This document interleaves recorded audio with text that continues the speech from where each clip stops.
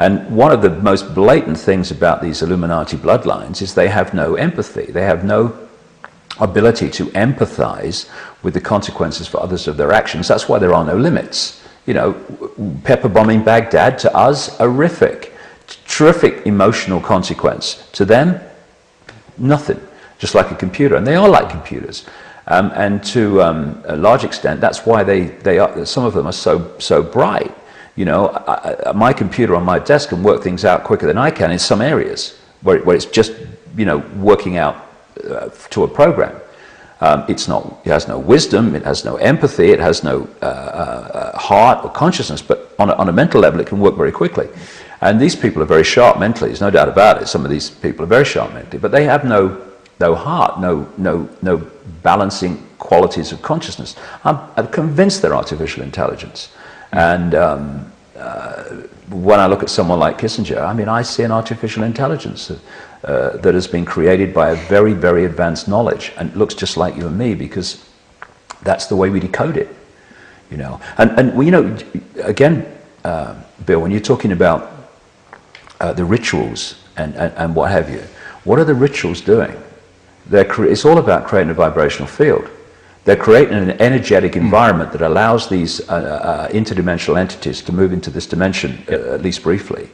And what they're also doing is accessing, through these rituals, the vibrational level of reality, which is the prime level of reality which we decoded to this. And so what they're doing on one level with these rituals, which they often do at vortex points, which are very powerful in affecting the vibrational state of the planet, and the lines of communication lines, that like meridian lines that we have in the body the planet has, if they do a ritual where a lot of these lines meet, then the vibrational effect of that ritual is going out down these lines, and they're affecting us because we're being affected by that vibrational level, that prime level. So I'm no doubt at all they've got technology too that is creating disharmony within the vibrational level of this reality, which then will create disharmony here, you know.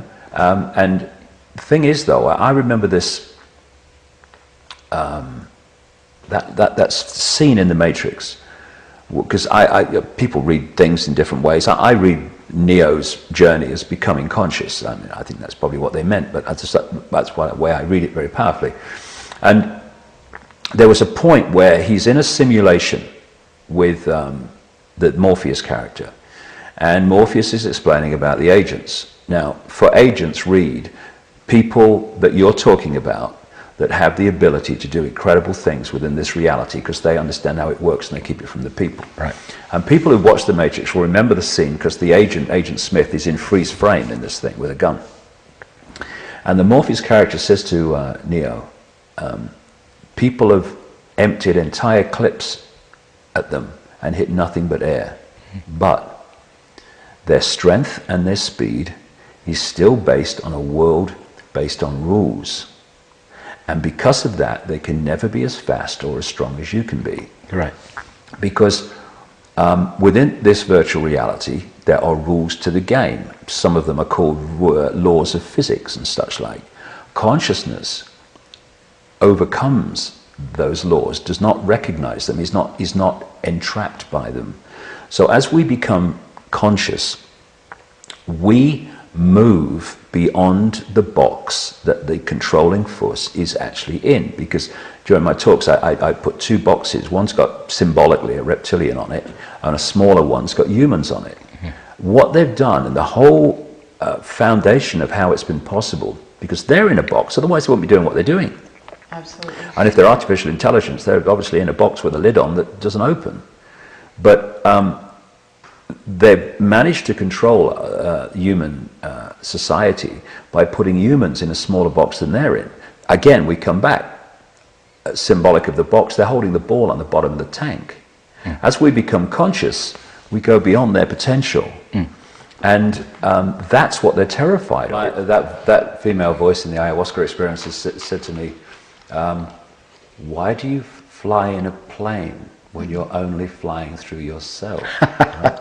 Exactly. And what came to mind when you were talking there, Bill, was the carry on of that scene in The Matrix with the Agent Smith, where we're saying you never be as strong and fast as you can be, and then the Neo character says, "Do you mean I'll be able to dodge bullets?" No, Neo. When you're ready, you won't have to. Controlling your experience. Yes. You know, you're not going to have to dodge bullets. You're going to make sure no one ever shoots at you. You aren't in a position where you have to dodge bullets. Yeah. And you know, people have said to me so many times over the years, right from the early days, "Why aren't you dead?" And it may sound, I don't, you know, I can only say what I know deep inside. They can't. If we were coming to do something, and all it took was for someone to shoot a bullet, and it's all over, what's the point? They can't. What I would say very strongly, and it's coming more and more into my life, there is an X factor, which I don't understand yet, but I sure as hell know is there, and it's an X factor which is going to bring an end to this childish playground nonsense of human control. Do you mean an external influence? There's something. I absolutely, at a deep level, I know it. Whenever I think about it, whenever I think about what I'm talking about now, what I see clearly is the planet with a cell prison around it, and a big lock and a key going in. And I'll tell you a funny story. Well, I'll tell you a story. I was feeling so strongly about this about 2 weeks ago. And immediately after, I went on the internet and I'm looking for a picture for my talk. And in front of me was a planet in a prison cell with a big lock on it which said master on it and a key going in. And that X factor, that master key, it's coming, and it's not going to come like cavalry to save everything, but it is a big factor in, I'm absolutely convinced that the end of this prison society is a done deal. I think the outcome is going to happen. I think it's meant to happen. And we're now seeing, and it will go on for a while, but we're now seeing the last throes of a dying system where the Illuminati in their box are believing they're crashing the system to create something else, when it's actually crashing ultimately for another reason. Is there a real danger because you've got a cornered tiger that at its most dangerous when it's cornered? Is that possible?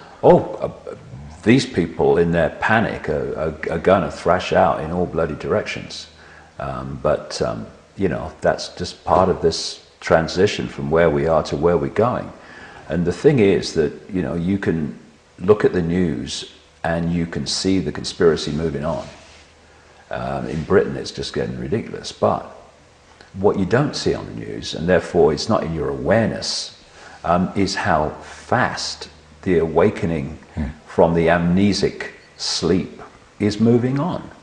And it's moving on dramatically quickly. And I'm not saying that tomorrow the sun's going to come up and everything's going to be fine. You know, we're deeply into a transitional period here, and there's going to be a lot of challenges, and this thing's going to move on further.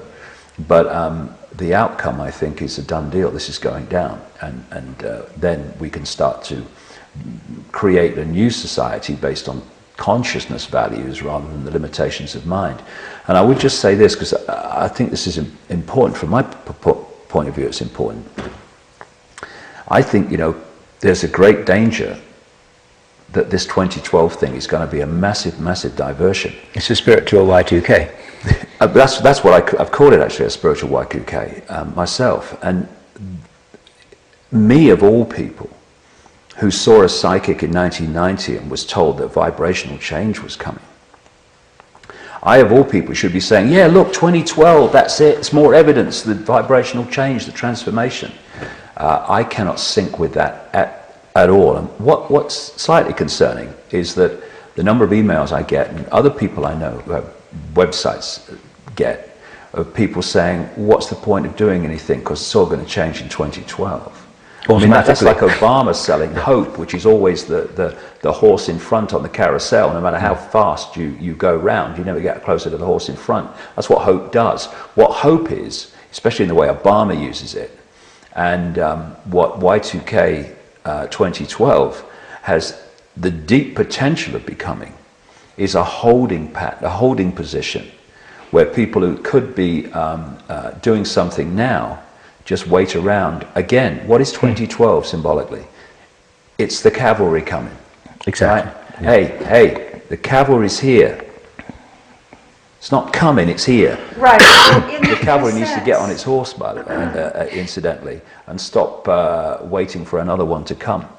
That's why, becoming conscious is the bottom line of everything. If we don't become conscious and move into these realms of understanding the sort of stuff you're talking about, that we're all one consciousness experiencing itself subjectively, life is only a dream, and matter is just energy condensed to a slow vibration, as Bill Hicks used to say. Unless we come from this perspective, then what's the key thing of any dictatorship? It's divide and rule. And so what the whole basis of what they're doing is taking consciousness, and dividing it in upon itself. What we're seeing here is basically consciousness so manipulated that it's at war with itself, because it's been brought to such a low level of awareness compared with its potential. And so the spiritual and the streetwise, the five sense conspiracy and the understanding of the nature of reality, they've got to go together. And for too long they've been apart. And people said, "Oh, spiritual, that's New Age." Oh, yeah, that's credible. That's what we're saying. Spiritual, that's New Age, or is the credible? Because and all that stuff. These things have to come together, because as one unit they're unstoppable. Apart, again, divide and rule. They have a fraction of their potential power for change. Yes. If people come from the heart, they'll know what to do. Exactly. If people come from the head, it will tell them a long list of things why there's nothing they can do, or why there's no point in doing them. We're at a fork in the road, and symbolically, because it's a balance of the two that we're looking for ideally here, but symbolically, it's the choice between the head and the heart. Let's say head domination or heart domination of our sense of reality. And if we take the heart route, then this world will transform from a manifestation of mind to a manifestation of consciousness. Has to, because this is just a projection. This has to follow what goes on here. If we take the choice of mind, then we're going to live in a global version of Nazi Germany. My strong feeling is, although we're going to go closer to a global version of Nazi Germany, ultimately the whole thing will collapse, because the awakening will cease to hold it together. If you were a betting man, what would you say the time scale of events, the rollout, will be over the next 1, 2, 3, 5, 10 years? If you're a historian, what do you think you'd be writing about? I'd say, and I'm probably being optimistic, I'd say we would live in a global version of Nazi Germany within 10 years, if we take that route. Mm-hmm. If we take that route, we'll, in 10 years' time, be deeply into a transition to a very different world. It's just a choice. But this X factor is going to help us to change the world to one that I would like to live in. Don't know what the X factor is, but I know it's coming. It'll be fun. Wonderful. Well, thank you, David. Thanks, Kerry. Fabulous. It's been a pleasure. Thanks, Bill. Thank you so much. Cheers. Looking forward to the future. Yeah. That's a good wrap. And the future is now. And the future is now. And always was.